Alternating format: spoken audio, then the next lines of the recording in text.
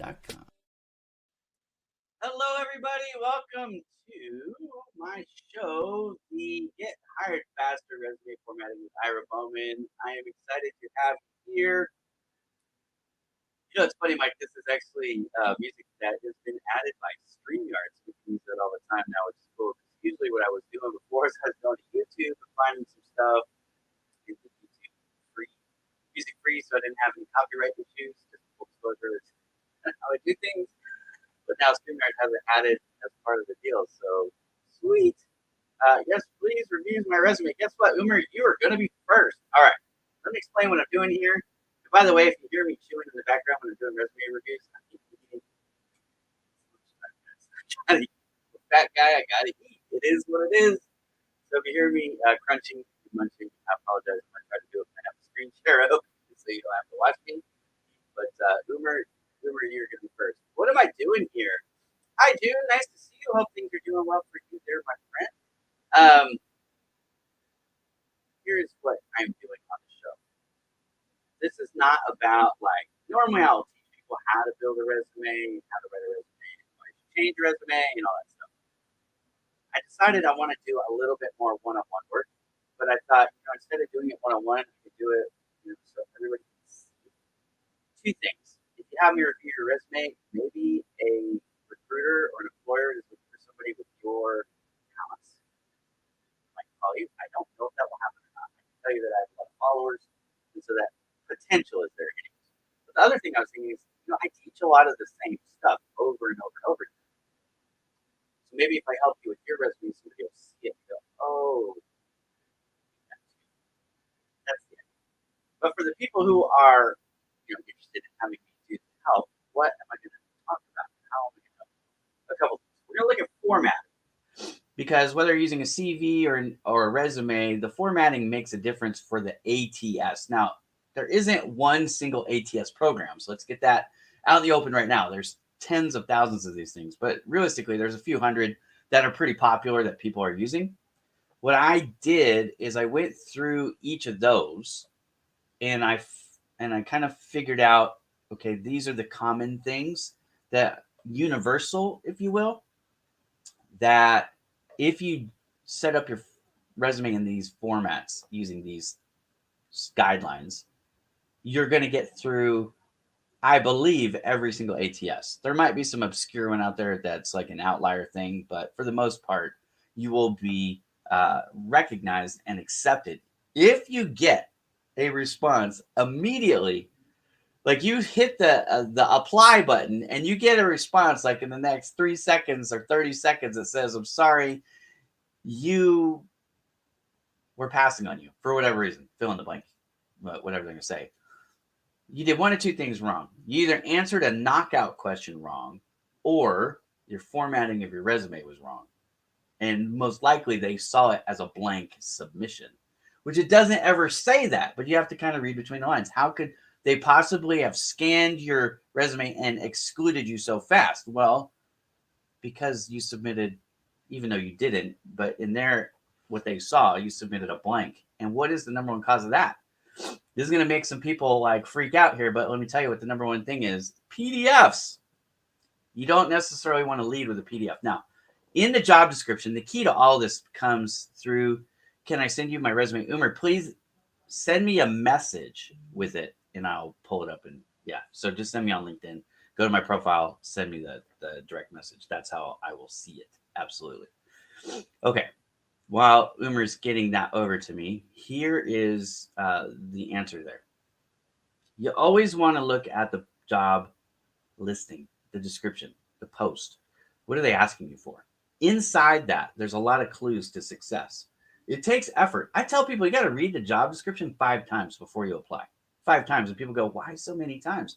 Because there's so much in there and they're all important clues and tips to help you be successful when you apply. For those of you who like to apply to 500 jobs a day because it makes you feel really good, I got something accomplished today. All you did was waste your time. I promise you, 500 job listings in a day. If you applied to 500, you wasted your time. And frankly, a lot of those jobs, when you apply, you get one shot. And then they put you on the shelf for 6 months or a year. This is not the kind of thing that you want to skeet shoot. This is the kind of thing that you want to do like sniper fire. You want to do target, like zone in on that bullseye. Like if you're playing, darts with your friends, you want to hit the bullseye, right? You're not going to throw 3 darts at once or 30 darts at once, 500 darts at once. You're going to throw 1 dart at a time. You're going to give it your best shot, right? So there's some, by way of introduction, some of the stuff that I'm going to cover today. There is no fee for this at all. If you want a resume review, it's going to be first request is going to be the first. So Umer asked for it first. He's first. Guess what? I got number 2 right here. Michael, you are in number 2. Excuse me. What do you need to do? Send me a direct message with your resume. Okay. I'm on LinkedIn right now. I'm broadcasting live on YouTube, Facebook, and LinkedIn, but I'm on LinkedIn. Okay. So send me a direct message. And Umer, I see that yours has come in here. Okay. So let me just pull it up real quick and we'll get going. Oh, no. It says you're welcome. But I need your resume. Send me your resume. Attach it. In fact, Michael, if you get it to me first, then I'll go ahead and I'll get yours too. Wasting time sucks. 100% it sucks, right? Don't waste your time. Don't waste their time. You might be the best candidate, but you're submitting a resume that's not formatted in the way that they can see it, then they never even get to really consider it. And you can be mad that the system is broken, but you're contributing to the brokenness because you're not paying attention to what they need, right? So that's why you should watch this show, because I will teach you some of these things that'll help you. Thanks for the update on resume. I'm still putting them out there. Okay. Well, June, would you like me to review your resume? Can you please do a review? Yes. Send me a message and I will get you on. Sid Hearth, you are currently sitting at spot number 3. But I will tell you what, I don't have any of them to consider at the moment. So whoever gets me the resume first, you're going to get first. Because I'm all about fair, but I got to get going on this thing too. Otherwise, what's going to happen here? Nobody's going to want to talk to me if I'm not giving them what they want. Can you review mine? Yes, I can. You have got to send it to me. How do you send it to me? Go to my profile, open up a new tab on your. Look, I'm going to show you how to do it. All right. Great work. Well, thank you. I'm going to show you. Let me share my screen real quick. All right. So here we go. Oops. What am I doing? I got to learn how to run this thing. Oh, there we go. Umer just did it. Okay, so go into message. What you want to do, just open up a new tab, go to your LinkedIn, go to message, find Ira, send me a message, go to my profile. Okay, hopefully you can figure that out. But here we go. I'm going to download this thing. All right. Number 1 thing right off the gate. And I'm so glad you sent this to me, Umer. And obviously we have not, rehearsed any of this stuff, right? I mean, it just is what it is. I've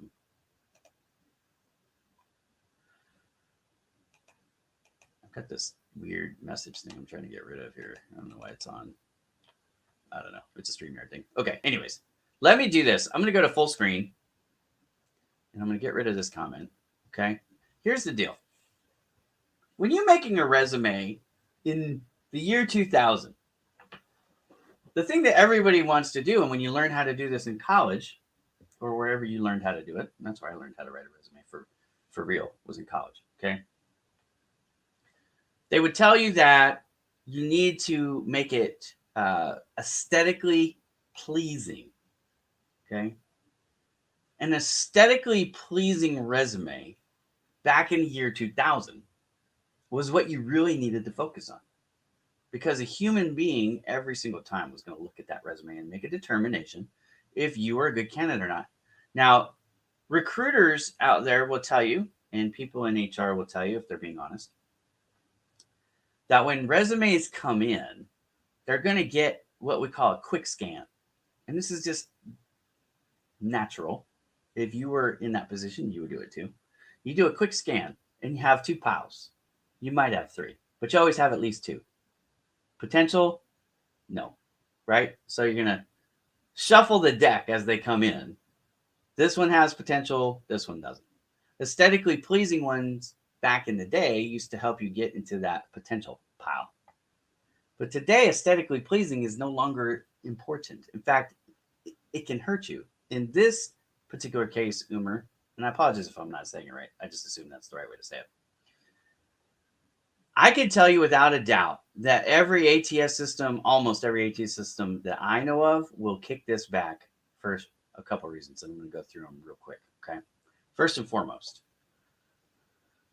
no colors, black, and that's it. Why? Because in the old days of the ATS, when it was first coming out, you had cheaters out there, people breaking the rules, trying to do what we call keyword stuffing.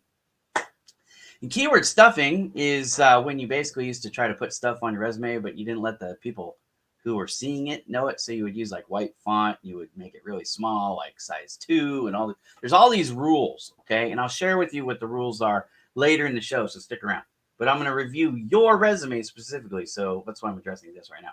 This header block right here, first and foremost, you don't want it. Hey Tim, if you're watching, I'm on a show, brother. I'll call you later. Anyways. That's my brother. He's actually on the Bowman Digital Media blog writing team now too, which is pretty cool. I'm excited.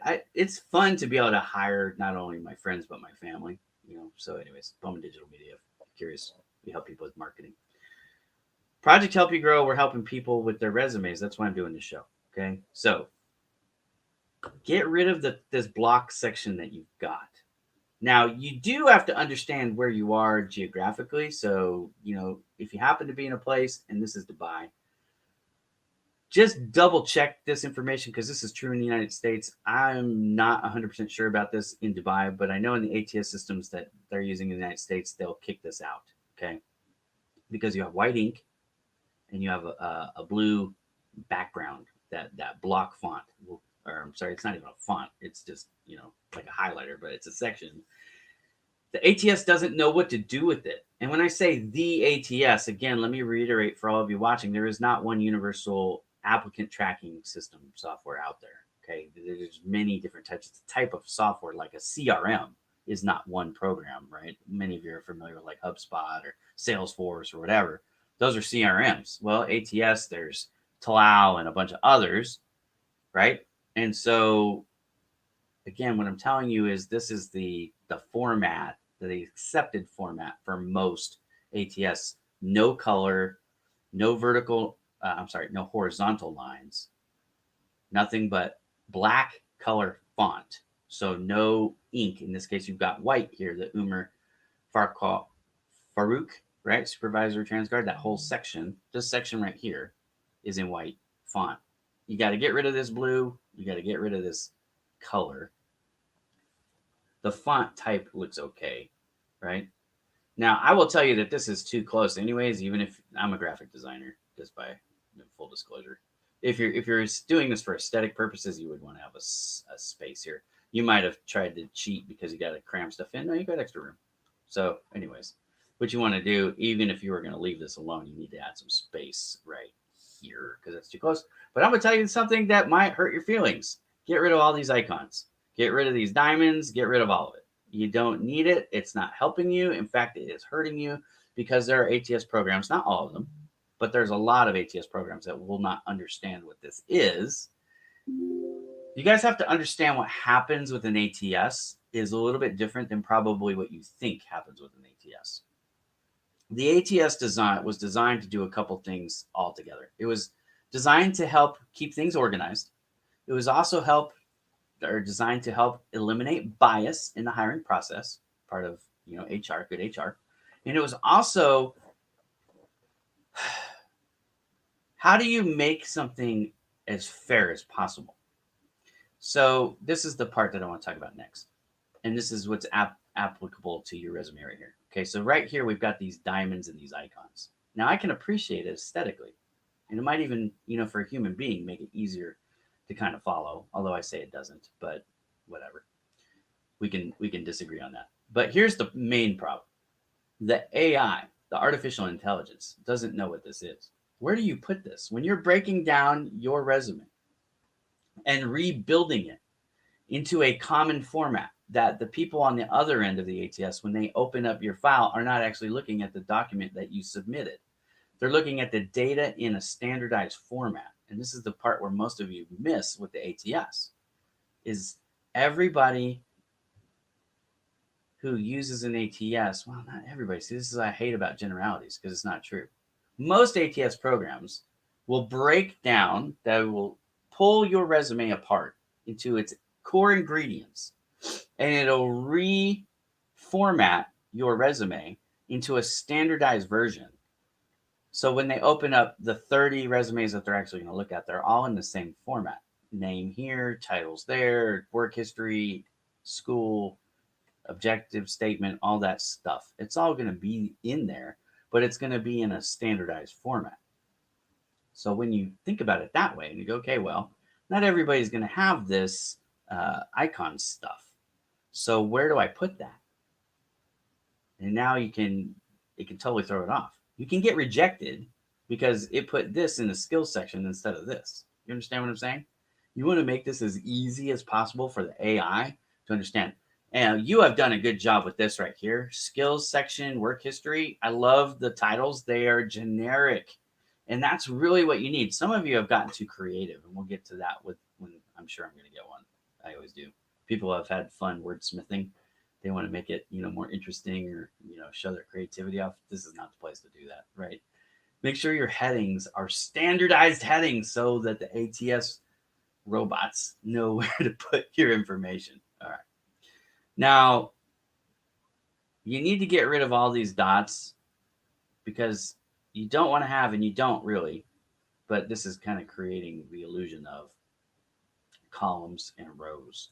And you just, this is not a place to put in charts or put in columns and rows. You need to leave all that stuff off. So get rid of that. The blue ink across the board all has to be converted to black.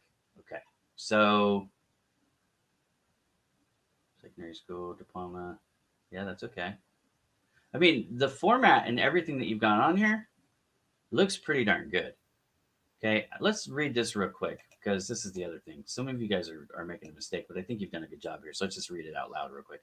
Well-qualified supervisor offering demonstrated skill and success in managing ATM operations, improving controls and strengthening process for optimal performance, gifted in building and leading solid teams to handle high-volume operations with consistency, accuracy, and full compliance with regulatory requirements. Multitask smoothly to handle customer and bank staff needs. Reliable in maintaining accurate drawer and preventing fraudulent transactions. Man, I think that's pretty good. Now, let me just say this. This is where the job description is going to come into play a little bit. When you have got a sentence, a paragraph, and it's well written. Like, I think, are you familiar with the term master resume? Hello, Damon. Damon's my friend. He stopped in to say hi. Thanks, brother. Appreciate you. What I'm going to tell you about this paragraph is it's good for your master resume. What I will tell you is that the job description is going to teach you, or should dictate, how you alter this for each individual job submission that you would apply to. What do I mean? There's this thing in the ATS, it's called keyword match. In keyword match, if you have the format of your resume correct, which you do not here, let me just make that abundantly clear. You need to revise the formatting of your resume to be ATS compliant for all the things I already talked about. Okay. Once you have that done, the information that you've shared is like really good. Okay. So the basic components of your resume is top notch. We just need to get rid of all the fluff. You could bring this fluffy version for when you get the interview. You could bring this one with you. You know what I mean? And that'll be aesthetically pleasing for the person reading it. But honestly, they are not going to be seeing this when they consider to bring you on. Yeah.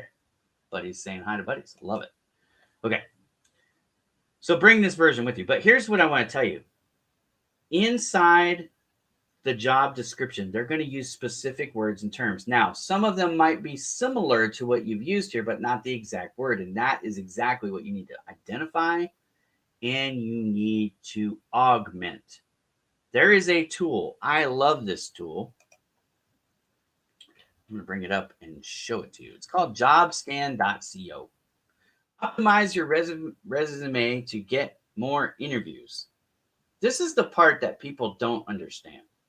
When I say you need to revise your resume before each and every job submission, what they hear is, Ira, you want me to fabricate something on my resume to make it look like I'm qualified when I'm not. And that is 100% not what I'm saying.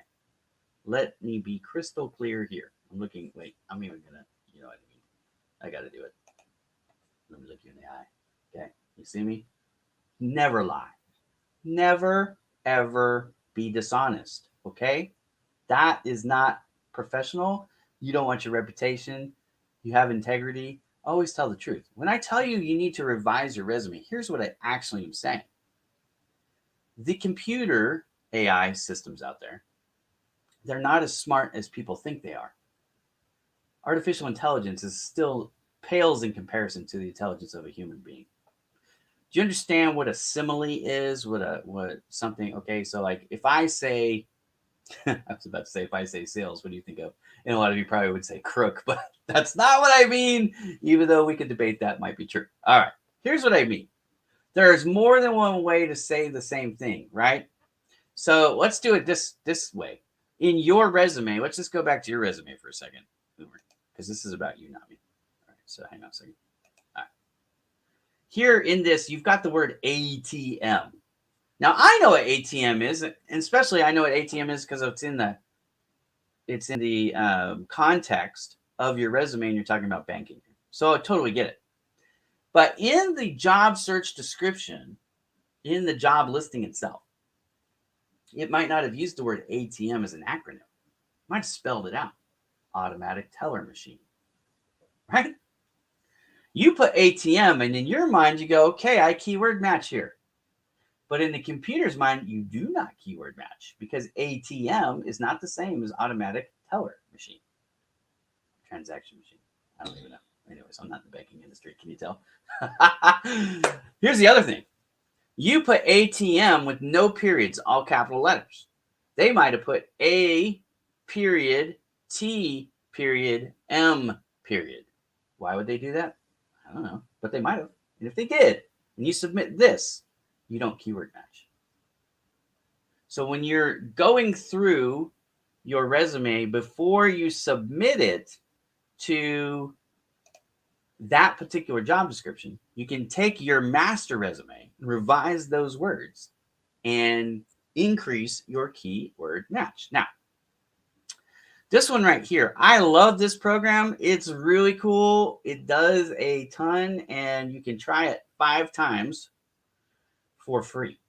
Okay. What it's going to ask you to do is upload your resume and then upload the job description. And then it's going to tell you how well you did. And this is the part, again, most people are missing because they think about the resume as a standalone document, and it's not. What is the resume? Now, let me go back to the world of sales for a second because I'm going to create an analogy. I hope that you guys it will help you understand the point of this. Let's think about, I want to buy, I don't know, a car. I want to buy a car. Okay. Now, if I'm going to buy a car, because I have 8 children, I can't just buy any car. I got to buy a bus, basically, right? I got to buy a full-size van, maybe the biggest SUV out there, right? I've got specific needs. Now, you might not have 8 kids. You probably don't. Most people don't. It's okay. Some people have more. Not very many, but some. All right, here's the thing. But yeah, you have different needs. So when you're out there looking for something to purchase, you're reading for the thing that you specifically need, right? If it's a, I don't know, motorcycle, probably not going to be something that I buy because it's just not practical for my needs. Might be cool, might be awesome, might be the world's best motorcycle, but it doesn't fit my needs. Well, this is what a job description is. It's an advertisement telling you what they need. They have a specific set of criteria that they need. Now, if I was to purview 50 different, car brochures, I could easily eliminate all the ones that don't have seating capacity for 10 or more. Why? Because I need a car that seats 10 people, Because I have 10 people I've got to schlep around and get 4 miles to the gallon. Another story for another day. Anyways, job descriptions give you all the information you need to get the interview. You have to satisfy as best you can the requirements in the job listing. I'm not talking about fabrication. I'm talking about translating what you've said in the way you've said it into a way, in a format that where they've said it, and you're showing off, you're highlighting how you satisfy that job description. And that is what's happening over here on jobscan.co. Okay, go to jobscan.co, not com, just .co. Okay, take your resume, take a job, put them up there, and then it will do a few things. The biggest thing it's going to do for you is going to give you the keyword matching. Okay, and I actually teach this on my website, ProjectHelpYouGrow.com.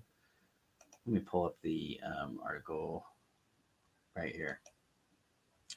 I teach people how to manually scan their own. So keywords and resume rankings, I talk about it. Examples of how the word ranks, knockout questions before you apply. But here's the section, right? How to manually score your own resume. So if you do this on jobscan.co 5 times and you can't, and you still don't get the interview, then I'll teach you how to do it for free right here. Okay. Now I've got some questions here. Hello from Spain. Hello, my friend. Hello, sir. What app using for doing resume? I don't use an app for resumes. Actually, I just use Word and type them out. Okay. It's direct in Spain. It's 10 at night. Oh yeah. Yeah, I know. It's late. I'm sorry. But every time I come on, somebody's, it's late for somebody. So I mix up my show times for that reason. I try to give everybody equal opportunity. All right. So I'm going to do this. Now, if you're on Facebook, you're not going to be able to find this on Facebook because for some reason it doesn't allow Project Help You Grow links on Facebook. It's ridiculous, but it is what it is. How to manually score your own resume here. So I just put the link. Put the link in the comments right here. Okay, so y'all can see it if you want. This is a article I wrote on how to get through. The article actually is awesome. I mean, I think it's awesome. I wrote it, but whatever. ATS screening strategy, how to earn an interview. Read this and it has all this stuff I'm talking about, including that artistic style thing that I was talking about with you, Umer. Okay. So, Umer, if you have any more questions about your resume, go ahead and send them to me. But I think we've covered you pretty well. Let me see if we've got others here. Who was it that was next? It was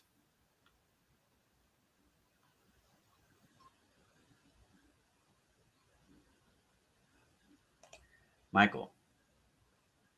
Don't see yours in yet. Okay, but I do see you've got yours right here. Cool. Oh, no, I need the resume, bro. Where's your resume? Can you please do the resume? Yes. But you got to send it to me. All right. And Umer, thank you, brother. I hope that was helpful to you. Kindly review mine. Bethel, I would be happy to, but again, you guys got to actually send them to me. So add them as an attachment. All right. So while I'm waiting, Nazarene, yeah, did you send it to me? I don't see it here. You guys got to send me. You got to send me your email, or send me your resume if you want me to review it. Happy to do it, but I don't have any here that I see. So, yeah, here's what it is. Okay. So let me just review some of these rules while I'm waiting for whoever's next. If you want your resume to be reviewed, it's free. All you've got to do is share it. I can't review it if I don't have access to it. All right. So what do we got here? Hi. Hello. Asif, do you want me to review your resume? All you got to do is send it to me. You have my resume. Let me see.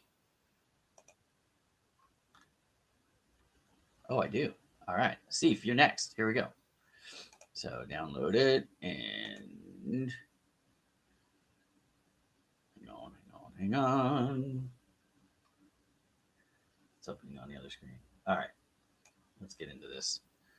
See, first and foremost, again, some of the same stuff that I was just talking about, which is totally fine. I get it. But let me bring it up and we'll do it together. Okay. So, Asif, this is your resume. The very first problem that you have. You need to get rid of the IN. Now, where are you at? Where is this? This is one thing I do want to make sure that people understand. In some, let me do this so you guys can see my face. In some areas of the world, it is perfectly acceptable. In fact, it's required that you have your photo in the CV or the resume. And you need to ask if you don't know, because the rules are a little bit different in different parts of the world. So this, again, take this with a little bit of salt, what I'm saying. Verify with a recruiter if this applies to you in your area or not. Okay. But in the United States, we would not have the photo. We would not have the IN for the LinkedIn.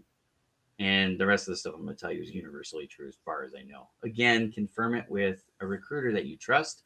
They're in the area that you are, because I don't want to give you information that will cause you harm. That is not my purpose ever. So that being said, here we go. All right. I hate that view. So here we go. First thing I would do is I would get rid of the IN. The picture. Now, again, I understand this is another thing. In some places, you have to have your photo. I understand that. In some places, it's acceptable to smile, and in some places, it is not. If you are in a place where it is not acceptable to smile, then this picture is fine. But I would tell you that this picture doesn't make you look friendly. So what I would suggest, if you can, get one where you're at least, not frowning. And if you can smile, right? I mean, I'm just going to tell you what it is.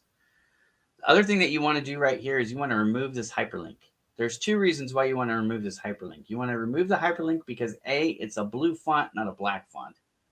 So take it out. But also, you don't want any horizontal lines. So all these horizontal lines got to go. That one's got to go. This block thing has got to go. This line's got to go. This has got to go. This we call piping is totally fine. What you got here is acceptable because it's a character on the keyboard. If you guys aren't familiar with this, it took me a while to find this actually. If you go right above your enter key on your keyboard, where you've got the /, well, if you hold down the shift key right above that, that's the pipe key. Okay. So people call this symbol different things, but I call it piping. Anyways, you can have vertical lines. You can't have horizontal lines. Okay. So you could have like the I, but not the upper part of the T. Okay. So clean that up. Now, profile summary. I like that. We'll come back to this in a second. Skills and competencies. I like that too. Career snapshot.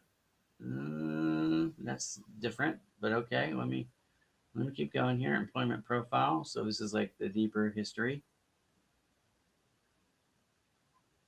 I'm just doing a quick scan here. Bachelor of Commerce. How to build successful team course. Okay. So we've got a few things going on here. You have mixed up symbols. I need to blow this up a little bit. I'm sorry. My eyes are my eyes are old, and this thing is this thing's got some stuff going on. Okay. So do we really? Yeah, we really did. Okay. See right here, you've got circles, and here you've got squares, and here you've got squares, and here you've got circles. Let's not do that.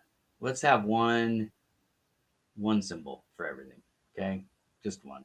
That's all you need. All right. If you want to denote that it's something different, well, you've done that because you have different headers. So bullet points, you don't need to have a variety of bullet points. The thing that you did right here is you kept them all basic, so every program in the world will understand what they are, right? Sometimes you guys are using bullet points that are like customized, and when it translates over into something else, then it becomes a question mark. It looks really silly. So that's good. I think, did that get messed up because of the way I did the formatting? It might have. Hang on a second. I just want to make sure. All right, I don't understand this. I don't understand this setup. I'm just telling you, I don't understand that setup. Like, why is it like that? That's a little bizarre to me, but might have been space saving. You're trying to space save it, but usually you're going to have all the information over here on the left, typically. But, you've done it consistently, so you can do that. I'm not saying it's wrong. I'm just saying I don't quite understand it. Usually, if you have anything over here on the right like that, it's the dates, but typically not the position title.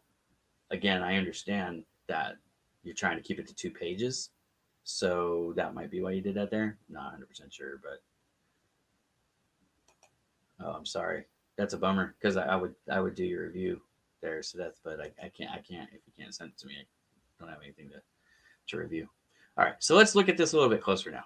All right, you've got a lot of good things going on here. So if I could tell that you're an educated person, and this resume has got a lot in it, which bodes well for you because you got to show people that you're qualified. Now, again, the job description. Devoid a job description, I can't give you specifics on the wording that you've chosen, but I do know that I want you guys all to understand that if you want to know, will this resume work for this job description?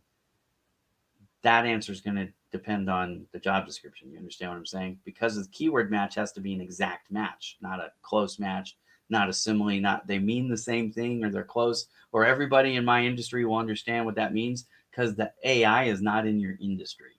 All right. Again, please, guys, understand that. You think when you read the job description that you're a perfect match, but you're not looking at it close enough or from an independent point of view. Because the artificial intelligence is not as smart as you are or somebody with rational thinking. There is no rational thinking to a computer. It's yes or no, pass or fail, 1 or 0 in code. Okay? It's a yes or no. If you don't use the exact word they use, but you could have used the exact word they use, then you are missing out. Whenever you can change your word to match their word in the job description on your resume before you apply, you need to make that adjustment. I hope I've made that abundantly clear today on the show. It seems like that's going to be the number one thing that I'm teaching today, but let's get back to this, okay? I can't talk about that right now because I don't have a job description to compare this against. But again, just to reiterate what I've already said, get rid of this hyperlink because of the vertical line. I'm sorry, the horizontal line, and change that font color back to black. Everything black. Nothing in blue, nothing in white, nothing in anything but black. All black all the time. All right?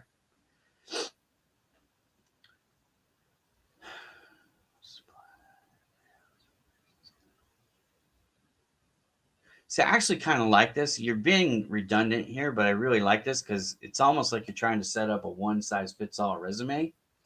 And where I am a proponent of not having a one-size-fits-all resume strategy, if you were going to use just one and apply to multiple, something like this would work a little bit better. But you're never going to find a one-size-fits-all resume that'll get you an interview for any of the jobs that are what am I trying to say?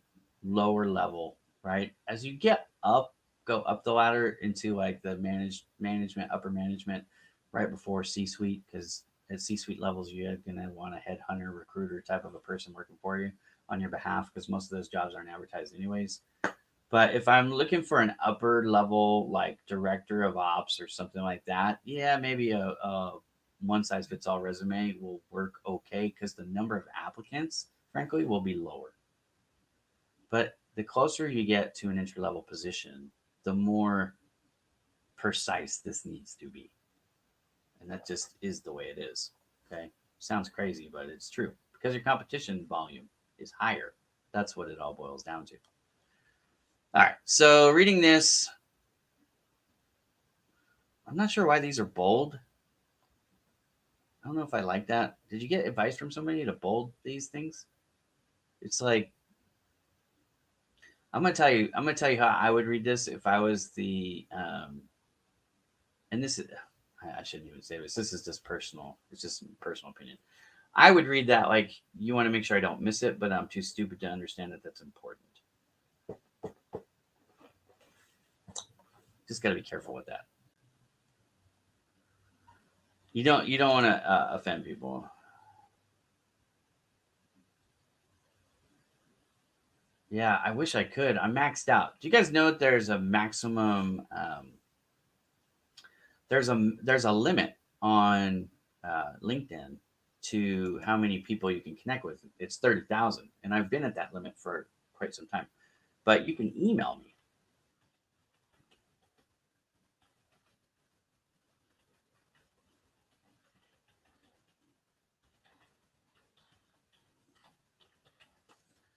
So here's what you want to do.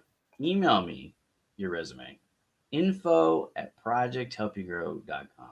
Send me that in an email, and I'll get it, and then I can open it up. Okay. Send me your emails, and I will be happy to open them for you. Just double check. Now that I've said that, I got to make sure that's the right one. Hang on a second. Pretty sure that's the right one.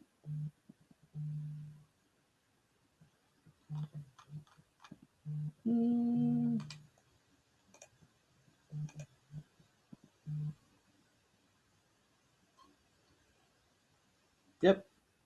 info@projecthelpyougrow.com. Send that to me, and I will share it, and then we can do the review. Okay. I wish I could show you. It can't be shared because my link goes against community standards. Facebook. Shame on you, Facebook, for not letting me help job seekers with job seeker questions. I'll still never understand Facebook.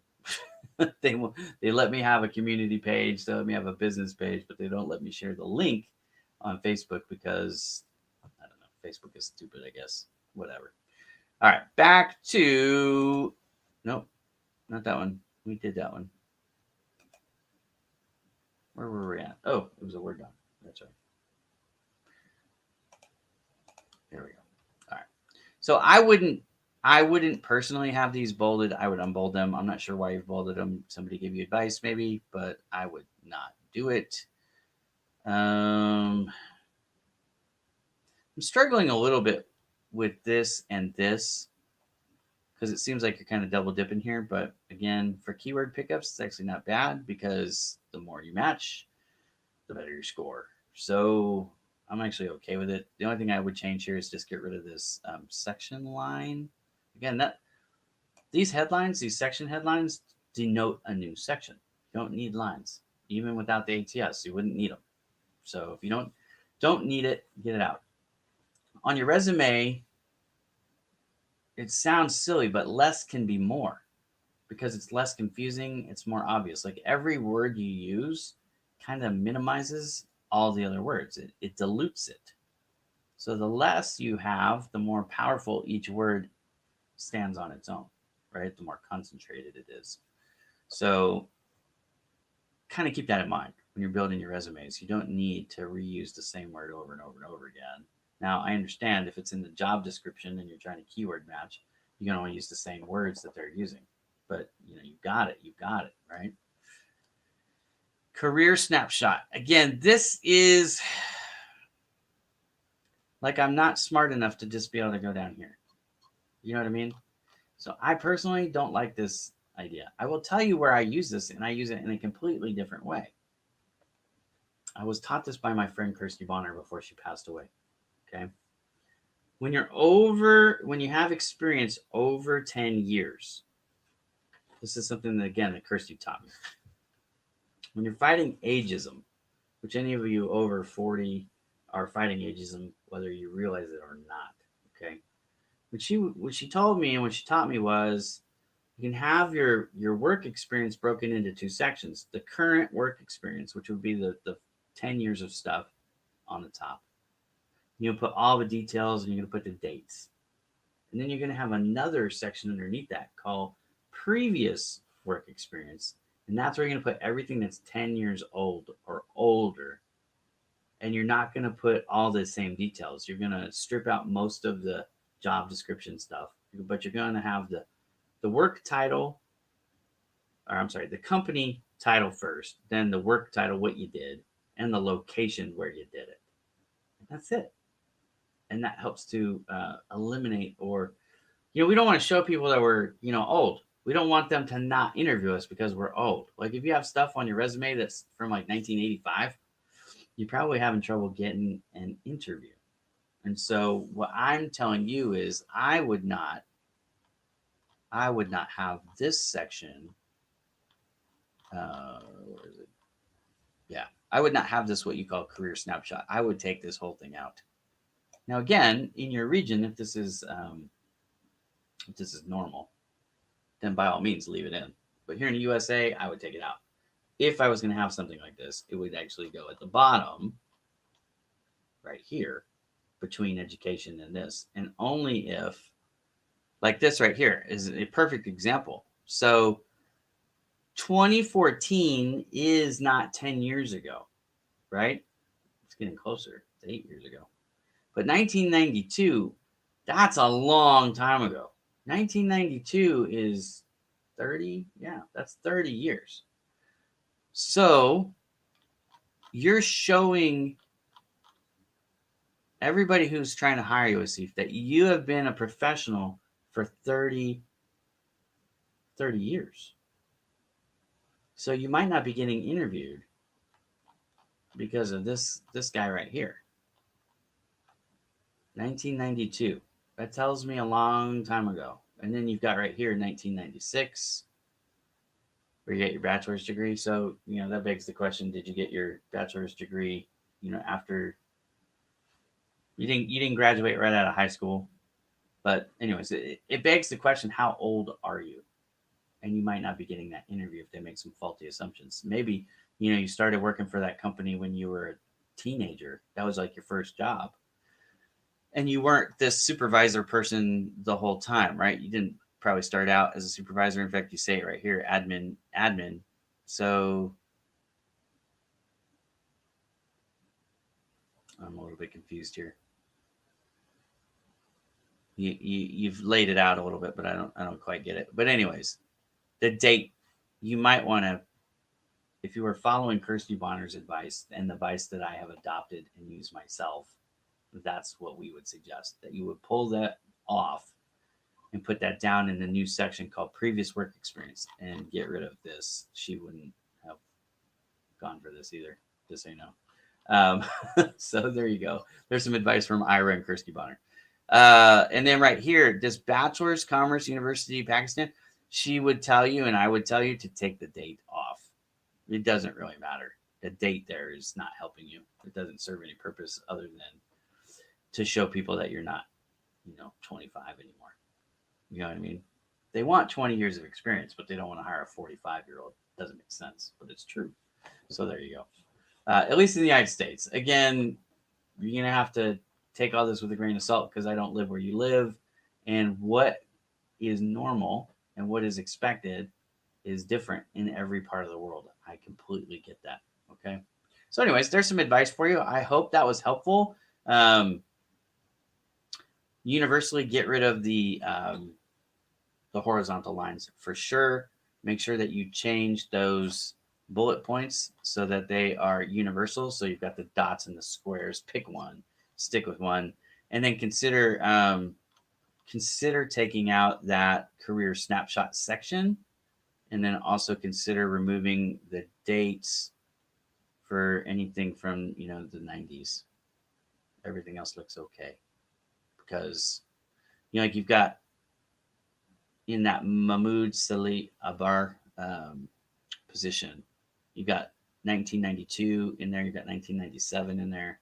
So I think you would be better served just to pull those out. And in your education, you've got 1996. So I think if you were to pull those things out, it would be better. Yeah, there's lots of places that use CV, which is totally fine, right? And for those of you who don't know the difference between a CV and a resume, it's basically the length. The information that you provide is more in depth on a CV, and so again, you have to check with the expert in your area to get information that's specific to your area. I first of all, I don't call myself an expert, but I am most familiar, obviously, with the stuff that happens here in the United States because this is where I am. This is where I've been a hiring manager. This is where I've studied the ATS rules. So all this advice is pretty much, based on the United States. But the ATSs work universally, as far as I know. So it is what it is. That's where the lines and stuff can kill you, right? Okay, let me check and see if I've gotten any more that have come in here. Bethel. Oh, you sent me one for Google Drive. Okay, we can do that. All right. Bethel, you are next. Here we go. Comment, Bethel. Again, very first thing I would do is I would get rid of these hyperlinks and change the color back to black. That's it just is what it is. Again, it comes down to ATS doesn't like different colors because in the old days, people were doing the keyword stuffing and they were cheating. So it was a kind of an overreaction like, okay, well, then we're only going to recognize the font color black. And anything that isn't black, we're going to automatically eliminate from contention. Some of them, what that means is they eliminate the whole sheet from contention, and others, it just eliminates what's written in anything other than black. So there you go. Let's see. This is clean, nice and clean. Love it. Easy to understand.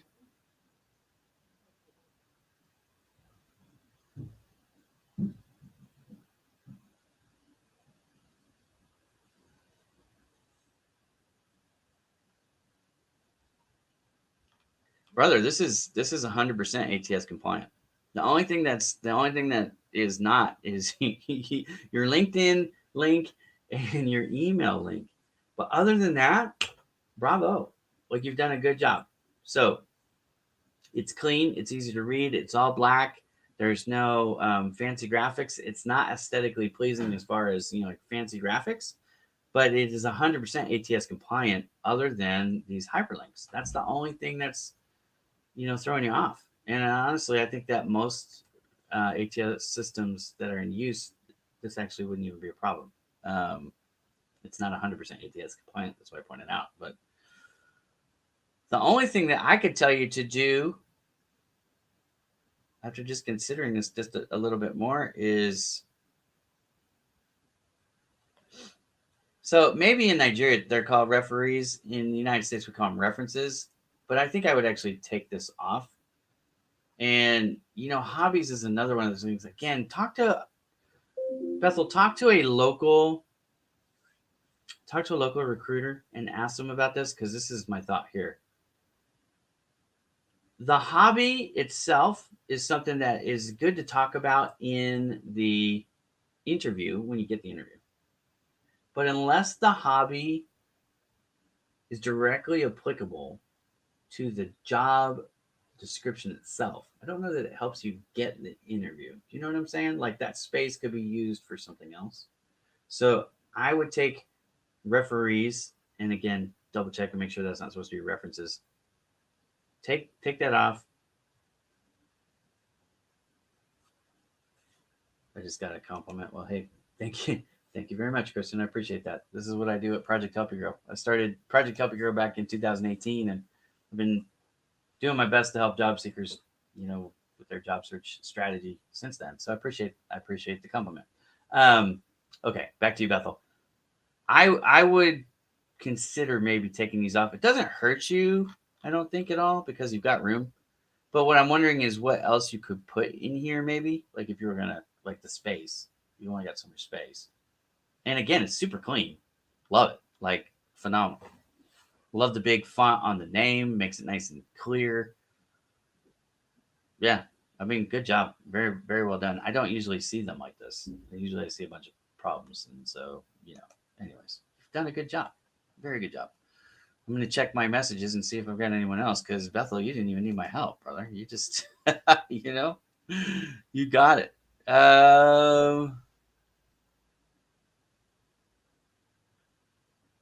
Faizan, I don't know if you're watching, but if you're watching, send me your resume, brother. I don't have your resume here to consider. And let me double check my emails just to see if something came in here. Oh, yeah. Here we go. All right. So, Alvin, I've got it. And, all right. I got that one. Oop. I wasn't even sharing my screen. Hang on a second. Alvin, I've got you. Where'd it go? Oh, it's over here now. Hang on. All right. I've got this one. So, we're going to do this one next. And also, I got in Sagara. I got two here. Oh, you got a CV. What's the second one?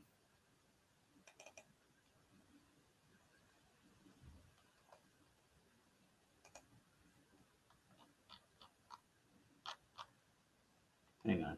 I got two of them here for you.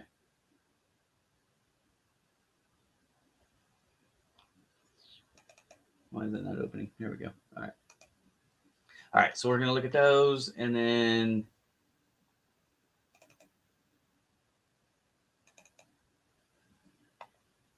Nazarene. Okay. So let's just do them all, right? Why not? That's what we got them here for. This is what we're doing. All right. So I'm going to do Alvin first because, wait, is that right? Nope. This is right. Yeah. All right. Nazarene, you were the first one in. Okay. So Nazarene, you're in Toronto, Ontario, Canada, eh? Again, just double check on these in your area, but here in the United States, this is going to get you in trouble with some of the ATSs, not all of them. Frankly, the newer the ATS is that they're using, this isn't a problem, right? But just some of the older stuff. And people always ask me, like, why are they not upgrading, updating? Well, because, times are tight. And, each company can do whatever each company wants to do. So, they spend a lot of money on those legacy programs. If they're not on a cloud-based one that keeps it up to date, then this is going to be an issue, at least here in the United States. And I think Canada follows suit. Objective statement. I'm going to tell you that objective statements are 100% a waste of time. Let me look into the camera and say that really clear for everybody here. This is not me picking on you, Nazarene. This is me picking on all the people who have not updated. This is like 1985 all over again. All right. We don't want objective statements anymore. You want a professional summary? 100% more effective. Why? What does every objective sentence statement say? It says things we already all know. What does yours say? To obtain a full-time position in the customer service field where I can utilize my skills, experience, contribute to the success of your company, blah, blah, blah. There's nothing newsworthy there. You know what I mean? So just get rid of it. Just take that whole objective statement and delete it. That will help you out because they have 6.5 seconds on average to scan your resume and decide if they're going to interview you or not interview you. And I know that sounds really rude, but it's the truth. 6 seconds.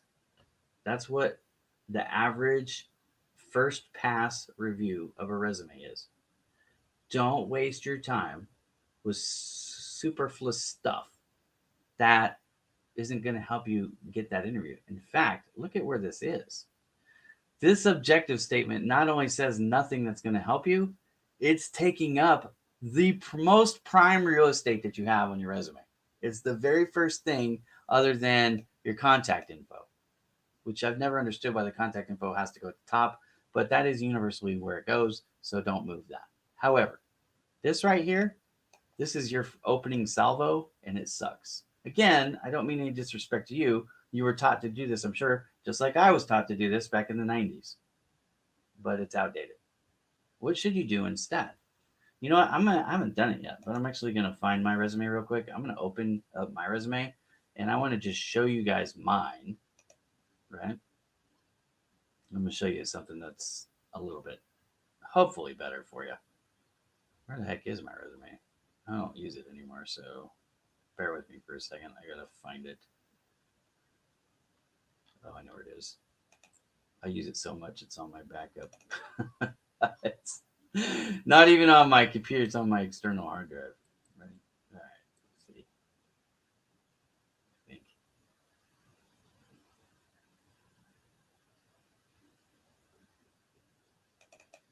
I know this is awesome. Yeah. Okay. Well, maybe I'm not. I don't know where my resume is. Dang it. Oh, come on, Ira. Hang on. Bear with me just one more second. I want to find it because. Oh, there it is. I found it. All right. And I think I called it. Oh, there we go. Yeah. If you actually want a copy of this, you can have it. Okay. So this is really good for people that, if you're in your 40s, 50s, or 60s, this is set up perfect for uh, counteracting ageism. This is ageism. I'll show you in a second. Anyways, okay. So what did I do here? The first thing that you read on yours is objective statement. What I did is give 5 power words, my skill set, my core competencies. I put them right there on the top. Because, like, if you're only going to know 5 things about me, this is what I want you to know. And look at what I wrote. And then you can decide if you agree with it or not. Some of you are like, critical thinker, what? Ira? Yeah, really, I think about stuff a lot. Critical thinker, sales generator, teacher, rapport builder, and communicator. Those are my skills. Okay? Now, those are my skills for the type of jobs that I was going for, right? Creativity and graphic design and all that stuff, social media. I have all those too, trust me. But this is what I was going for. So, again, now read this.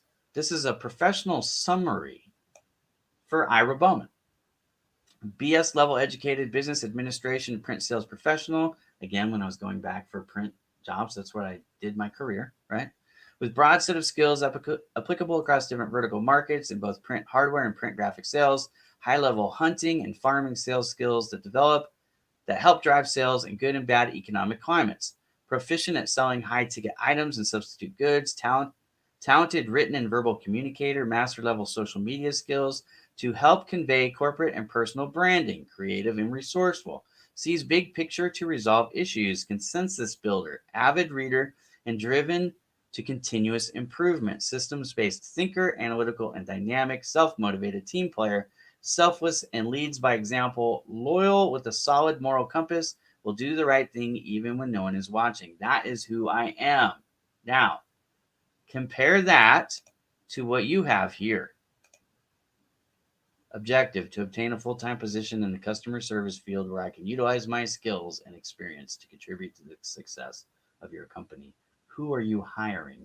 If you could only read the opening salvos of both resumes, what I want you to do is get the job. Well, first you got to get the interview. You're going to get the interview by getting rid of this stuff and putting in something closer to what I've got here. Okay. This doesn't apply to you. Totally get it. But you can rewrite something that does, and it will get people excited about hiring you. Now, what do I have next? I have core competencies and achievements. This is where I'm proving the things that I'm good at, right? Let's just go through it real quick. I graduated magna cum laude with a 3.91 from Liberty University. I won Salesman of the Year in 2008 with 77% growth, right? World-class hunting, cold calling skills. I'm just saying that. There's nothing there to prove it, but the statement above is pretty good. But anyways, what you're trying to do is you're trying to quantify and show them that you're good at the things that they're looking for. Where do you find these things? Because this is a master resume.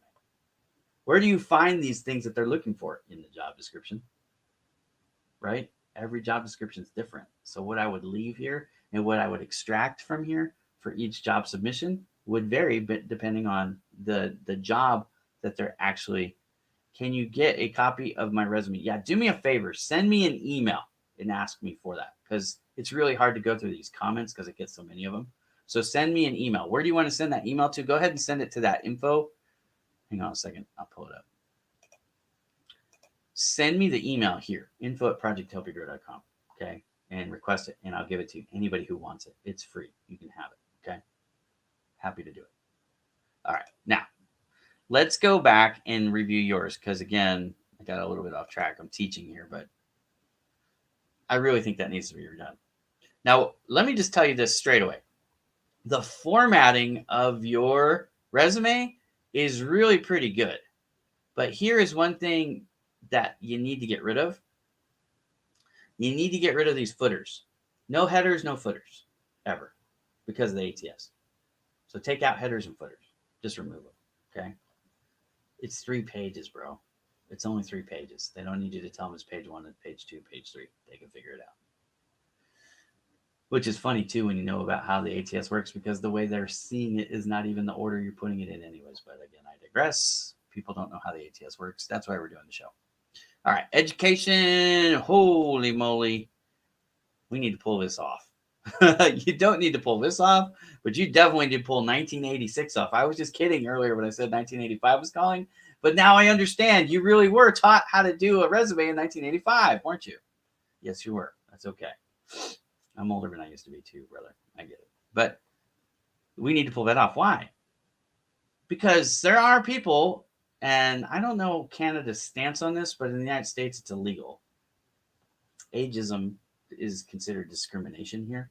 In some places, like in Europe, you have to tell them how old you are. It's actually required information. They're not only they can discriminate all they want, but here in the United States, they can't ask you how old you are unless you offer how old you are.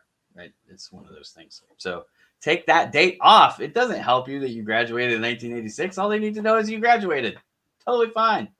You might want to tell them what type of degree. Office automation. Hers in college. Did you get a bachelor's? Did you get a AA? Did you get a master's? Did you get a doctorate? What did you get? Right? Just tell them that. That's all they really care about. The year, not so much. All right. Professional development. And I don't know how survival skills for supervisors applies. I may not understand what that is, but I'm going to tell you, if I don't understand what it is, they probably don't either. So you might want to clarify that. But here's why I've got it highlighted. 2008, 2005, 2011, it's right there. Those dates, I might just pull those dates off. Again, what I'm thinking about for you here is I'm thinking about ageism. And I don't want you to not get asked to interview because you are in your 50s, okay? You're in your 50s, you might even be pushing 60, and there's no reason for you to get discriminated against because people will. Get the interview, wow them in the interview. You know, obviously when you show up to the interview, they're going to have an idea of how old you are. But at that point, you've got a puncher's chance still to win the job. If you never get the interview because you look like you're too old, that's a problem, right? That's the idea behind an ageism-friendly resume. And you're welcome. My pleasure. That's what I'm here for. I'm here to help. All right?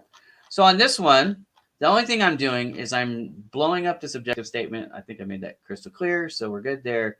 Changing the hyperlinks. Going to get rid of that. Everything else is pretty much ATS compliant except for these footers, so just go ahead and delete that. You've got all that information already at the top anyway, so no big deal. And then all these things that have 1990s, if it says 19 and it's a year, get rid of it. Seriously. Like, you don't need those dates on there. You know, I will tell you something that might hurt your feelings too, but I did it on mine. Let me show you how I did it on mine. Okay. Oh, that's me.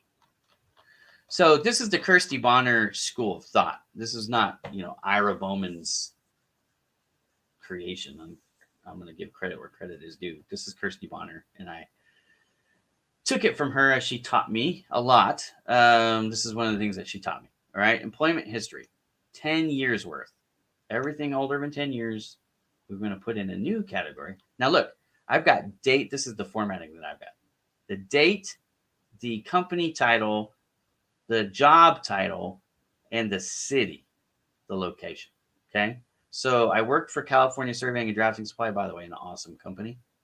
I was an account manager. In other words, I was in sales. And I worked for them out of their Dublin, California office. That's the Bay Area for those of you outside the Bay Area. All right. Here I work for Thomas Printworks, sales manager, San Antonio and Austin, Texas from those dates. Okay. So all of these are within 10 years, right? Well, now it's old, but I'm not looking for a job anymore, so I'm not updating. Okay. Earlier work experience. This is everything that was 10 years old or older. Okay. California Survey. See that? I worked for them twice. I've actually worked for 4 companies 2 times or more each. Is that crazy? People like to rehire me, which is kind of flattering, I guess. But look, so like digital engineering systems, I worked for them twice. Okay. But I've got them down here. Why? Because this was back in the late 90s, early 2000s. And this was like, I don't even remember, like 2004 to 2008 or something like that. Right.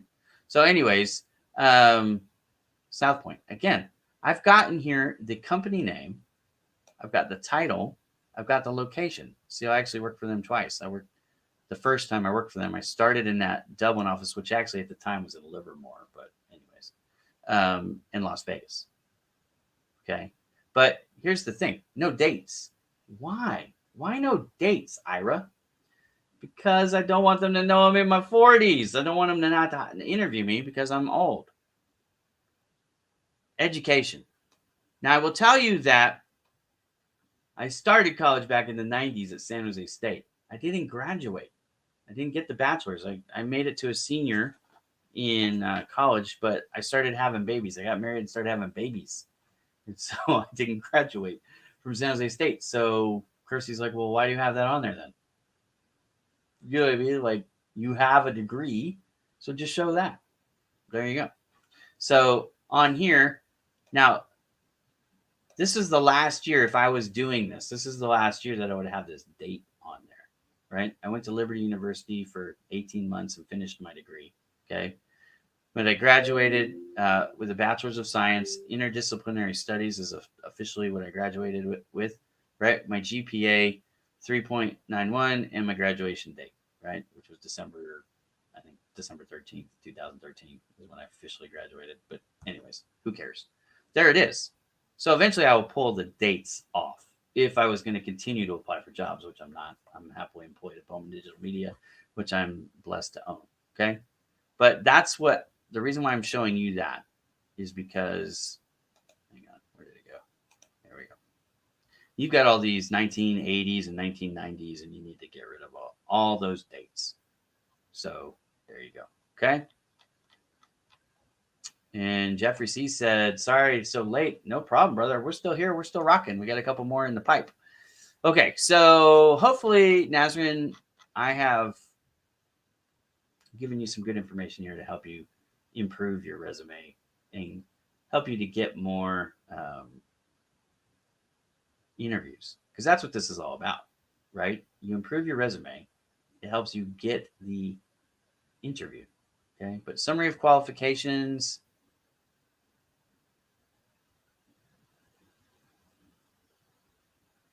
Let me show you something you did really good. I've picked on you a little bit. I don't mean to do that. But let me show you something you did good. And I want you guys to all do this every single time, okay? When you use an acronym, I don't care if you use the acronym and then put what it is in parentheses like Nazarene did here, or if you do it the opposite way and spell it out and then put the acronym in parentheses. Either way is fine. I think I do it this way more than the other way too. So Nazarene, you and I see eye to eye on this. But here's what you need to do. Make sure you spell it out. Why? Because the person reading it might not know the acronym. And this is a keyword match technique. Remember the first one we looked at had ATM in it, but they didn't spell out what ATM stood for? If you are going to use a one-size-fits-all, which please do not, because that is so not going to help you in landing the job. It's not going to help you get an interview. So make sure you keyword match your resumes for each and every job submission. Only do 5 a day, do 3 a day, do however many you can do. That's fine. I know you're gonna do less because it takes more work. Get it. Your job when you're a job seeker is to find a job. You need to be doing the work that is required to find the job. And I teach you how to do that in spades for free on Project Help You Grow. So go read my blogs and actually do what I tell you to do. You guys won't be unemployed for very long. I promise. I'm pretty good at this stuff. Okay. Here we go. Acronyms can kill you when people don't know what the acronym means. You think they do. You think, oh, they're in my industry. They know, but you forget you're not talking to a person yet. You're talking to a robot. You're talking to AI, artificial intelligence, and they don't know what you mean. So make sure you use it. And if they use punctuation in their acronym. So in this case, instead of CRIMS, they might have put C period, R period, right, a period between each. Make sure that you're matching that. Whatever they do in the job description, that's what you need to do, including if they make a punctuation mistake or I have dyslexia, full disclosure. I misspell stuff all the time, and I mean, it's kind of cool. People are sweet. Most people these days, they know I have dyslexia, so they're telling me like in a message behind the scenes, like, "Hey, Ira, just to let you know you misspelled whatever." And I've misspelled everything. My name, my business name. I mean, the only thing I'm never late to is dinner. You know what I mean? But I'll misspell dinner all the time. I'll call it diner. Anyways, here's the deal. If it's misspelled in the job description, leave it spelled correctly, then put in parentheses the misspelled way that they used it in the job description, and then just put a little like asterisk or something and let them know the word was misspelled in the job description, or you can explain it. You can actually explain that in the interview, right? Why you did that. You're going to be the only person to get that keyword pickup. That is like the biggest gift they could give you, because all these other people are going to spell it correctly and you're going to spell it incorrectly as well as correctly, so that you show them you're not a moron, but also that so you can get that keyword pickup. It's like a present. They don't even know they gave you an opportunity to excel. Read that job description 5 times before you apply. All right. The rest of it's good. It's good. You've done a good job here, right? I'm picked on you a lot. Hope you don't take it personally. I'm just trying to help you get a job. All right. Let's go with Sid Hearth. I don't know if I'm saying that right, Sid Hearth, and if I'm not, I apologize. It might be Sid Hearth, or I don't know. Anyways, don't hate me. London, Ontario. All right. So, very first thing, I'm not a fan of this big old box. But again, this might be a regional thing, so check with a local recruiter. Ask them. Ask somebody in HR of a company that's using an ATS system. I think this is a big problem.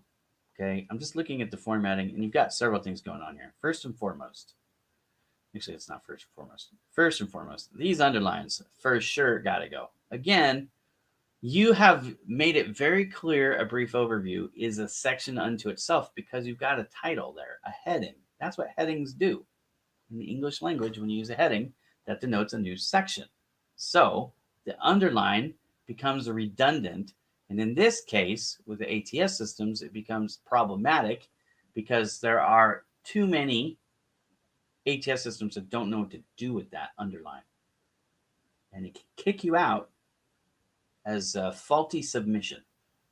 So let's eliminate any chance of being kicked out sleight of hand, right? Get rid of those horizontal lines of each and every kind. Now, you did it correct up here where you do not have this as a hyperlink, okay? It's black, it's not hyperlinked, so there's no line underneath it. You did that perfect, but then you made this mistake like 15 times. So drop of them all of them. The outer box, the underlines, I'll get rid of them all. Not necessary, okay? Next problem right here. This diamond bullet point. And again, I understand why people like to use fancy graphics. I'm a graphic designer. Everywhere but your resume, this is the play to go. Put on your resume, keep it simple, stupid. Okay? Really simple. And you've got simplex bullet points here. So I know you know how to use them. Get rid of these. I actually don't even like the bullet points, honestly. What I like to use instead of a bullet point on a resume is a hyphen, a dash. Why? Because there is not a program in the world that doesn't understand what a dash is. Dash is one of your basic keyboard buttons. So I use dashes. All right, moving on. I like the brief overview, though, by the way. I do like this. Good job. And again, you spelled out what the acronyms are. I'm not sure why you did that, but you've got a little bit of a typo right here. Just you want to have a space just to match, and that is correct.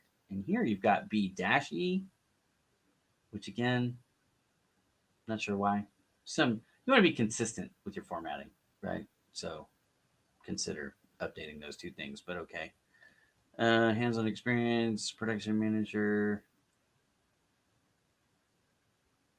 Yeah, this is awesome. Very good. Very, very good. Looks like there was some auto, like see how that comma's off and that comma's off? That might just be the way I'm viewing it. So just double check on yours. It's not a deal breaker. Formatting, because of the ATS, once you guys start to get this in your mind, it extracts the data that's there and reassembles it. Your formatting actually isn't even that big a deal. You just need to make sure your formatting isn't causing confusion or knocking you out of consideration. In this case, because you've got a giant box around everything and you've got all these horizontal lines, that could be a problem. That could be a major problem. But other than that, you're good.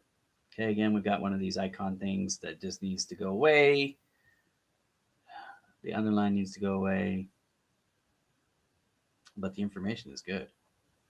I mean, the information on here is rock solid. Like, I don't know why you're still looking for a job other than the fact that, you've got some formatting issues.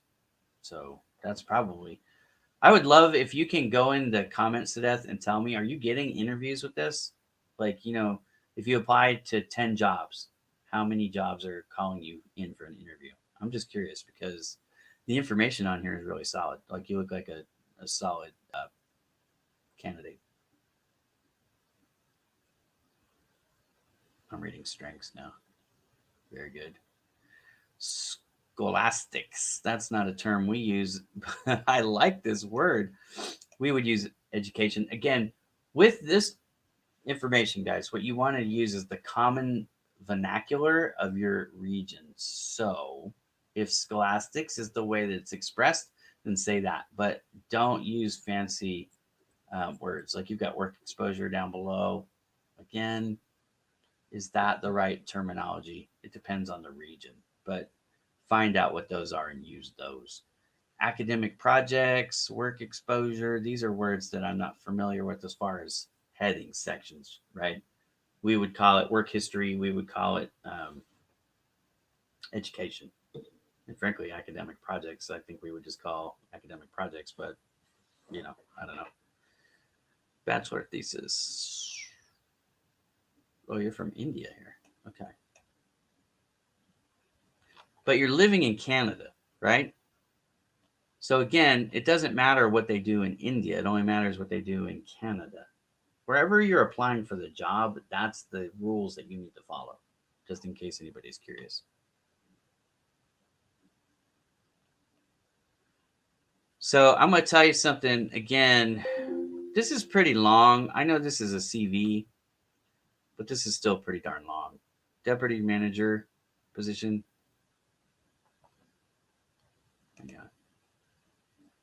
I have applied to many jobs in my last semester. Yeah. Okay. See, that's the problem. I think you're formatting, bro, because you look like a stud. I mean, you look like a rock solid candidate. I think this formatting is kicking your butt. So get rid of all the boxes. Get rid of the underlines.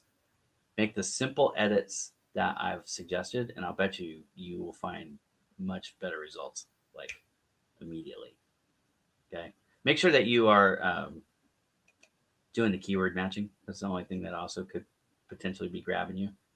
And I hate to say this, I don't know about this in Canada, but your name, Sid Hearth Shindy, like, you're obviously not like, Tom Jones, right? So there could be some of that discrimination, but frankly, if they're doing that, you don't want to work for those jerks anyways. Like racism sucks. So I don't want to work for a place that's racist either. But your name might be hurting you a little bit there too. So I don't know if you have any suggestions there. Like I know sometimes people will grab an Americanized type name and use that as, like Sam or whatever. I'm not saying you should. I'm just saying it's a something to think about. But I do think that this one section here is really long. I don't know if it needs to have all that. So kind of use maybe an editor's eye. See if you can cut some of that stuff out. Again, you could have it as your master resume or master CV, and then just pull the stuff out that you don't need for each individual job selection. Again, less sometimes is more. Because think about it this way. If they're reading it for 6.5 seconds, you want the most concentrated stuff, the most important stuff to be what they see. And then you can always explain in further detail in the interview, right? I mean, that's the whole. You're not going to get hired unless you get the interview, but you're not going to get the interview unless they, you know what I mean? So the resume is super important. It is really important.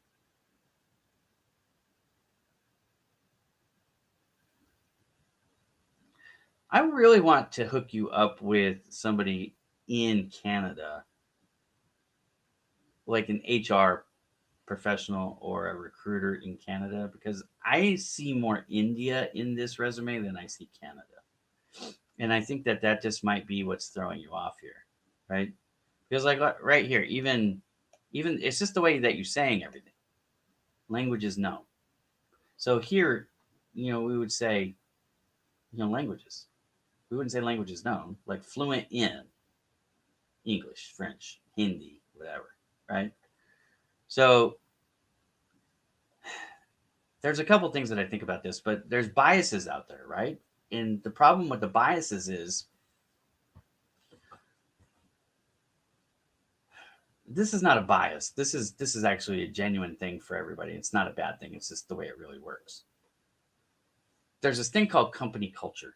And company culture is actually extremely important, right?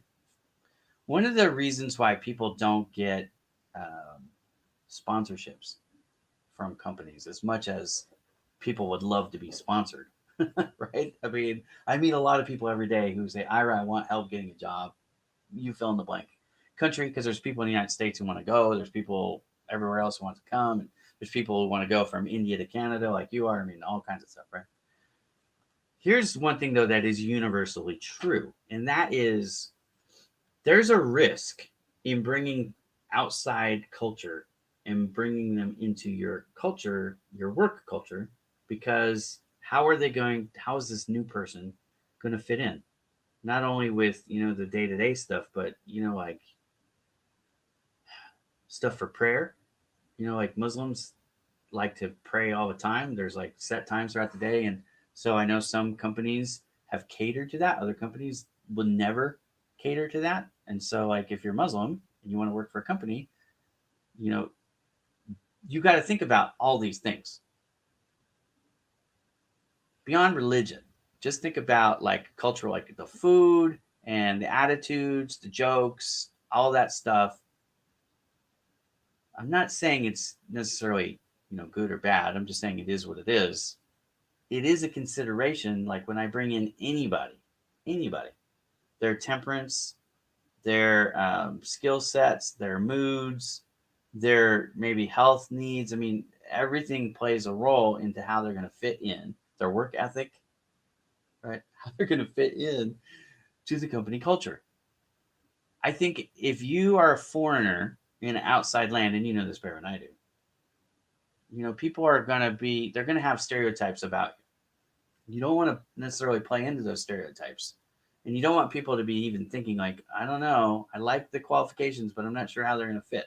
You don't even want to have that train of thought. So one of the ways to help nip that in the bud is to make sure that your resume is formatted the local way using the local vernacular, because then the assimilation has already taken place, or at least appears to have taken place, right? The assimilation being like, okay, they know how to fit in to whatever this culture is, right? Canada, United States. If I was going over to India, trying to work in India, I probably would have to do some things different, right? You know what I mean? It is what it is. So Make sure that the titles that you're using, the phrases that you're using are the local established terms, because you, more than most people, being an outsider, need to make sure that they see you as not an outsider as much as possible, because that might be again why you're not getting some of those interviews. And I'm not saying it's right or wrong. It's probably wrong, but it is what it is. You're not getting interviews. That's a problem. That's what I'm saying. Okay. So that's my advice for you. Next, we have Alvin. All right, Alvin, let's see what we got. First of all, Alvin, where are you from? Because this looks very different. Where is this? Can you tell me somewhere? Philippines for school. Okay, I'm going to assume it's the Philippines. I will tell you that in the United States, this format will not work, but this might be exactly what you need in the Philippines. So I don't know if I'm going to be able to help you or not, but I will tell you, if you're applying to jobs in the US, you need to get rid of the picture. You need to get rid of all this gray stuff, all these sections. These are what we call columns, okay? And in the United States, you need to have one column. So we need to take this and break it apart, make the context section one, and then make everything below it, right? So one giant column. You cannot have these. It looks really good. And if we were talking to a human being, you could bring this and go, ooh, that's impressive format. I like that format. That resume is sexy, is the kind of stuff that you might hear. But again, we're dealing in a world of ATS, and ATS does not like this here in the United States. Again, talk to a local recruiter there in the Philippines. Again, I'm assuming that's where you're at, because I am not qualified to give you advice on that. But if it was the United States, I'm telling you, this would not work, not even for a single second. All right. That being said, you've got this correct. Now, I'm not sure why this part is bold. Let me just highlight it so everybody can see it. Okay. Why is that bold and the rest not? If that is the most important thing, then why isn't that on the top? It begs that question, right? You understand? So, anyways, you might want to think about the way you've got that ordered. A technically experienced and computer literate ESL professional, currently completing master's degree and holds 8+ years of experience in English language teaching with internationally accepted teacher training qualification, leading to Cambridge certificate in teaching English to speakers of other languages and teaching English as a foreign language, certification and hands-on experience in coursework design, delivery, and assessment, English language training sector in the Kingdom of Saudi Arabia and the Philippines. Okay, that's cool. So you teach people English. Boy, that was a lot of ways to say that, right? I mean, what you just said in a paragraph, I said in a single sentence.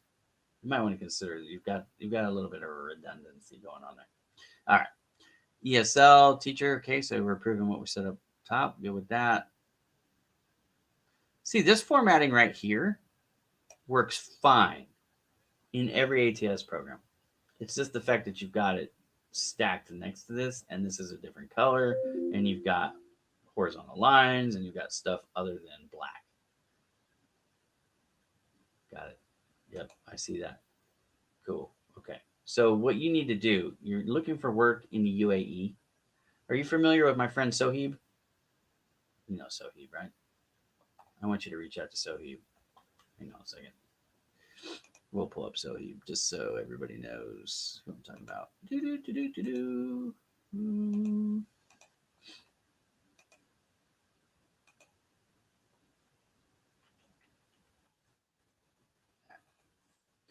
Sohib is my really good friend in Dubai. Okay. This guy can tell you really fast if your resume is formatted correctly for Saudi Arabia, right? Where you at? Here we are. Okay.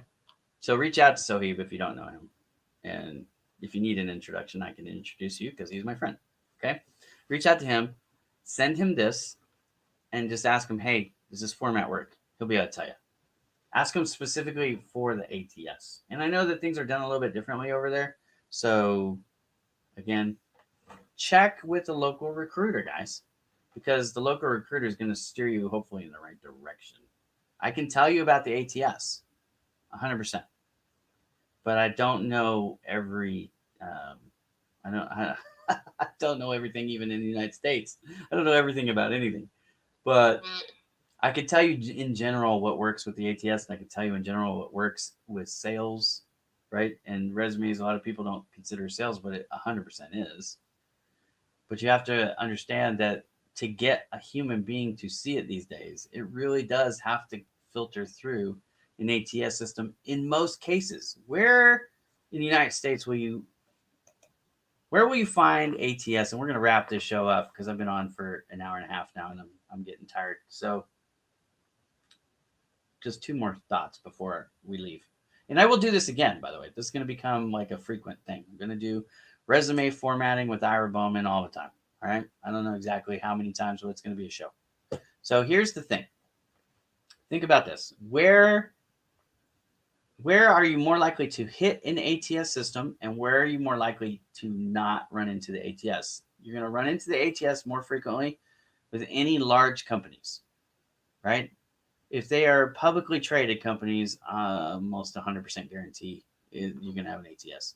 Even mid-sized companies, 500 employees, 1,000 employees, yep, ATS. 9 out of 10 times they're going to have an ATS at a company that size. Let's say you have, let's say you have a company that has multiple locations, like 10 locations across a region, or they're international. ATS, yeah, most likely. So where you're not going to find an ATS typically is going to be a smaller company, so like 50 or less employees, and typically there's going to be one location or maybe just a couple locations, and also typically family-owned businesses, right? Family-owned businesses, smaller employee size. That's your non-ATS using folks these days. The number of companies that use ATS grows every year. More and more companies are using it, just like most sales organizations use some type of customer CRM, right? So you've got the CRM is so common now. When it came out in the old days, right, back in like the 90s, most companies didn't use a CRM, right? They had to be sold on the benefits. What are the major benefits of having this extra software expense, CRM?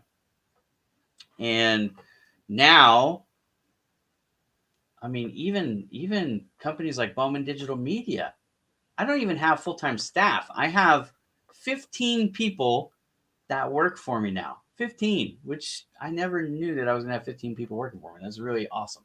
Okay. But none of them are full-time. In fact, none of them are even W-2. They're all 1099 contract works. Okay. But yeah, you should reach out to him like today. There's no reason not to, right? Reach out to him. We use a CRM. You know what I'm saying? I use CRM. My employees they're not even my employees. Technically, they're my staff. But my staff uses CRM. Why? Because it's so much more efficient and effective. And that's what ATSs offer, because it does so much more than screening. See, that's the thing. Like, people don't understand how the ATS works, so they don't understand the advantages and why businesses use them. But there is so much power in an ATS system, even an old one. They do a lot.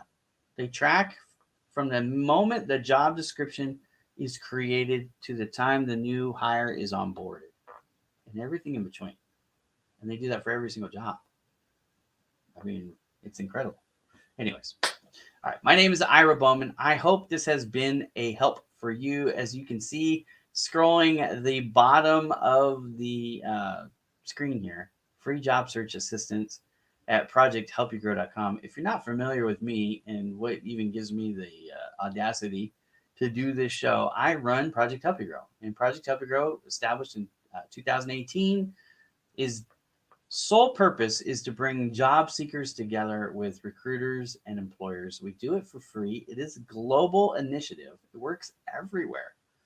Who pays for it? Well, I pay for it, so you don't have to. So it's free. There's no ads on the website. You don't have to sign up for anything. You don't have to give me any information if you don't want to. You can create a candidate profile if you'd like, and recruiters do use it. So, there's an opportunity for you to get extra visibility, which is always a good thing. And in fact, I tell people, if you're searching for a job incognito, do not sign up. Do not sign up for a profile on Project Help You Grow. And I'm telling you, you can do everything you want to do on the site without ever making a profile as a job seeker. Now, I will tell you, as a recruiter and employer, you can use my site 100% for free to load up your jobs or to pull candidate information. You can pull the candidate information without a job, without a profile. But to load jobs, you do have to create a profile because you have to give me permission to post your jobs because I don't want to be sued. So there you go. So anyways, when you want to load your own jobs, then you do, as a recruiter and employer, you do have to fill out a profile. But everybody else, you don't have to. So unless you're looking for extra exposure, just don't create a profile. But there's no ads. There's nothing to buy. There's not a donate here button. I don't even let people donate because it's free. I pay for it. How do I pay for it? That's how. Bowman Digital Media. I get paid to do marketing stuff for companies, and I take some of that money that I get paid and I reinvest it in you, the job seekers. And that's why I do what I do. So hopefully that's a benefit to you. Thank you, Bethel. I appreciate you coming on the show and letting me take a look at your resume. I hope the information was helpful. I hope this helps everybody who watches it, both live and the people who will watch it after. You can find this video forever. It'll be on my YouTube channel. That's Ira M. Bowman on the YouTube. And I'm also on LinkedIn. Obviously, that's where most of you watch this show. And again, the website is ProjectHelpYouGrow.com. I probably will start housing them there too. I haven't been, but I think I'm going to start. So if you want to watch this show, especially for any of you who I did the resume reviews for specifically, if you want to watch this later, you can catch it on Project Help You Grow as well. Anyways, I'm out of here. Have a great day, everybody. Thank you so much for joining. When will I come back and do this again? I probably will do it next week. I'll let you know. Stay tuned. Anyways, have a great day, everybody.